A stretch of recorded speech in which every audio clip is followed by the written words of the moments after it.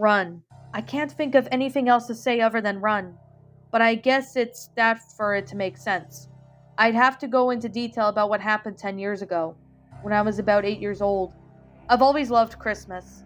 Ever since I was able to understand the word Christmas, even the name sounds festive. I'd grow up with everyday story and a song about good old Saint Nick and the warm holiday imaginable. And in short, one day, I decided that I would see him for myself, as most kids with the same upbringing often considered. I prepared for at least a week, navigating around the potential landmines, like a parent being awake, or being caught by the jolly fat man himself, or just leaving evidence that I was ever there.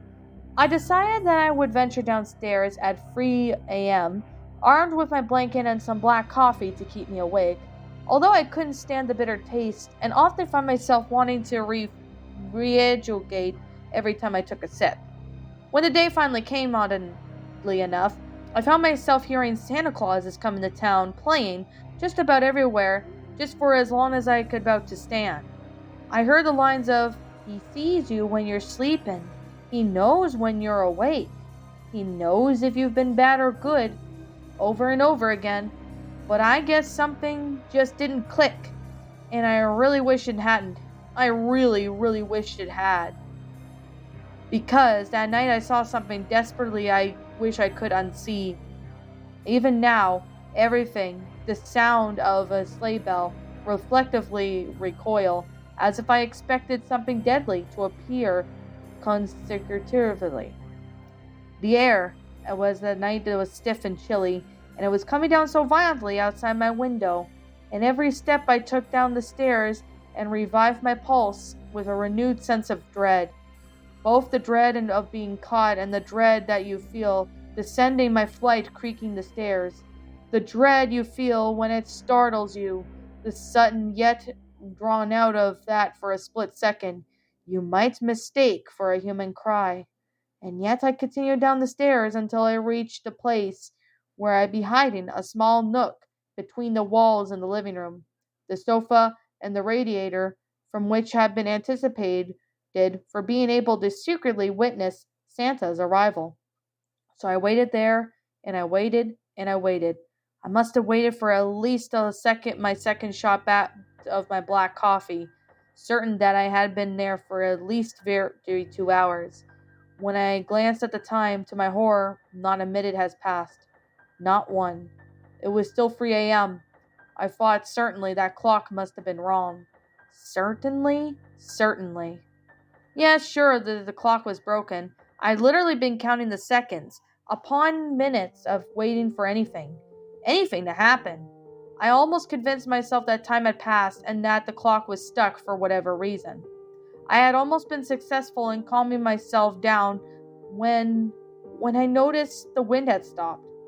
The wailing of the sound of the wind had resembled a human scream, and the occasional knock of an angry gust on the closed windows, and completely halted. It was silent, completely silent. So silent, in fact, that all I could hear was the sound of my shaking breath. A silence that was so loud that accumulated did in the darkness. Every shadow, every corner seemed to reach for me, as if trying to swallow me up too, and all I could hear was my own increasingly struggled breathing, and I stayed like that until I heard it. Something shattered in the silence, once more breaking into comfort, as I settled into cutting me through like a jagged end of a cold knife. It was a jingle, soft rhythmic chime that set to slightly crooked against the gate, that sounded like more someone dragging themselves around by their elbows than the walking. My first thought was the unmistakable chime of the sleigh bells. That was that Santa was finally here. But as the sound grew louder, I noticed it was accompanied by soft whimpering sound, to which it sounded close enough to human to be recognizable, but inhuman enough for me to able to tell the old voice and was or how feminine and or masculine it was. My pulse quickened anew. This wasn't Santa. With each dragging step, the sleigh bells only grew louder, and the whimpering became more clear. Easy and eeping. It sounded as if inhuman than the whimpering had. The speech was broken up, distorted, and that Fame spoke as if it was really choking on its own lung. Step chime, the darkness was swallowing me up once more, eating away at my sanity. I found it difficult to breathe. It was getting closer, and the crooked melody of the sleigh bells only grew louder. I held my breath between every pulse for every step, every agonizing sound before I heard the next chime. He knows when you're awake. Step chime. He knows if you been bad or good. It was close, so close. I didn't even know what it was, but it was so close that I could feel the air beginning to suffocate me. Each chime stealing my next breath more violently than the last. I could almost make out what it was saying now. Its voice was so grossly distorted. It sounded like an animal trying to speak while choking on its own blood. Creak, chime, and that's when I heard. That was that. I saw it. It finally came to view. It stared straight at me, and more violently than ever, I fought to keep the coffee and my own dinner down. The skin was stretched slightly over its face, gray and leathery when its mouth jaw twisted into a sinister smile, or was close as a smile as it could be called. There was a hole in its lower jaw, to which I saw its tongue hanging with dry blood, clinging onto the lining of the cavity and its beard, sparse with the white hair, barely clinging to its chin.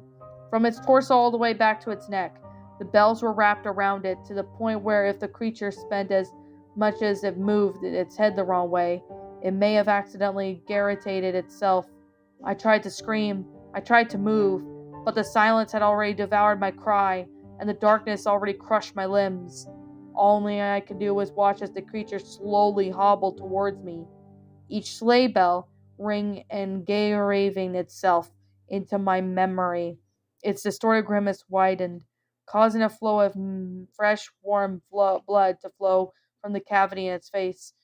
Good girls shouldn't be up at this hour. Time suddenly resumed at the moment, and some inhuman strength. The creature had torn me from my nook and from my own limb, my petrified body onto the wall. The doors and windows clattered with the angry gusts of wind, and snow billowed from the window, as the creature must have entered, chilling my body. I tried to look up and I tried to breathe, but before I could cry out again, a chain of sleigh bells was wrapped around my neck. The freezing metal dug into my skin and choked me. My eyes began to roll back as I frantically grabbed at them in the darkness, and God, the ringing. I could hear them. They chimed as they cut off my air, darkening my vision. Intermingled with my choked sobbing, the bells almost sounded like screaming, and the screaming of the bells, to which that sounded like of her children crying out their laughter to make a bell sound. Before it all faded to cold, unconscious silence was the last thing I heard. I woke up upon the cold floor with a half pitcher with the coffee clutched tightly in one hand and the blanket wrapped around me. I exhaled quietly, relieved that it all had been a dream, and proceeded with my day as normal. I had almost convinced myself it never happened. That is until my mother asked me where that bruise around my neck came from. Outside I heard a single sleigh bell ring in the darkness of the early winter morning.